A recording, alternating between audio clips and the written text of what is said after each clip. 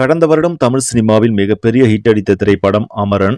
ராஜ்குமார் பெரியசாமி இயக்கத்தில் சிவகார்த்திகேயன், சாய் பல்லவி முதன்முறையாக ஜோடி சேர்ந்து நடித்த இப்படம் பட்டி தொட்டி எங்கும் பட்டியை கிளப்பியது. இப்படத்தை தொடர்ந்து சிவகார்த்திகேயன் AR முருகதாஸ் இயக்கத்தில் மதராசி படத்தில் நடித்திருந்தார். இந்த படம் இன்று செப்டம்பர் 5 ரசிகர்களின் கொண்டாட்டத்துடன் வெளியாகிவிட்டது. சிவகார்த்திகேயன் முருகதாஸ் முதன்முறையாக கூட்டணி அமைத்திருப்பதால் படத்திற்கு ரசிகர்கள் மத்தியில் மிகப்பெரிய எதிர்பார்ப்பு இருந்தது. அதேபோல் டிக்கெட் புக்கிங்கிலும் நல்ல கலெக்ஷன் பெற்ற மதராசி திரைப்படம் முதல் நாள் எவ்வளவு வசூல் செய்யும் என்ற தகவலும் வெளியாகி உள்ளது. அதன்படி இப்படம் முதல் நாளில் மொத்தமாக 35 கோடி வரை வசூலிக்கும் என எதிர்பார்க்கப்படுகிறது. ஏற்கனவே முன்பதிவின் மூலமாகவே கிட்டத்தட்ட 20 கோடிக்கு மேலாக வசூலித்திருக்கிறது.